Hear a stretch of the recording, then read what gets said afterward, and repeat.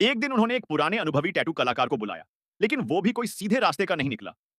मिलते ही उसने नशे वाला कपड़ा उस लड़की के मुंह पर रख दिया और अगले ही पल वो बेहोश हो गई। फिर उसने उसकी कमीज के बटन खोल दिए और उसकी दूध जैसी चमकती हुई पीठ नजर आने लगी। टैटू कलाकार ये देखकर बेहद उत्साहित हो गया, मानो उसे किसी जादुई कैनवस पर काम करने का मौका मिल गया हो।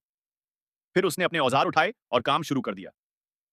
सुई की चुभन से उठता दर्द ऐसा था कि लड़की को अपने दांत भींचने पड़े। कुछ ही देर में उसकी पीठ पर एक जिंदा लगने वाली मकड़ी बन चुकी थी और उसकी हिलती कमर के साथ वो टैटू भी मानो सांसें लेने लगा।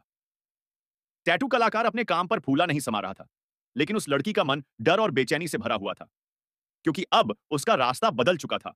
वो एक ऐसी औरत बनने जा रही थी जिसे समाज ने ठुकरा दिया था। मजबूरी में उसने खुद को हालात के हवाले कर दिया। धीरे धीरे मर्द उसके रूप पर ऐसा फिदा हुए कि कईयों ने तो उसे अपना पहला प्यार भी सौंप दिया। फिर एक दिन उसका पुराना आशिक लौट आया। दोनों ने मिलकर एक चाल चली। लड़की किसी लंपट आदमी को अपने कमरे में बुलाती और उसका प्रेमी उसे रास्ते से हटा देता। इस तरह दोनों ने मिलकर खूब पैसा कमाया। कुछ समय बाद लड़के ने सोचा कि अब वो लड़की को लेकर कहीं दूर निकल जाए, एक नई जिंदगी शुरू करे। लेकिन तब तक लड़की नशे की गिरफ्त में आ चुकी थी। ये देखकर लड़का गुस्से से तिलमिला उठा। उसने अपनी जेब से अंगूठी निकाली और उसी से उसकी पीठ पर कई वार किए। लेकिन उसके गुस्से की आग शांत नहीं हुई। आखिर में उसने लड़की को एक दूर दराज वीरान जगह भेज दिया, जहां से वापस आने का कोई रास्ता नहीं था।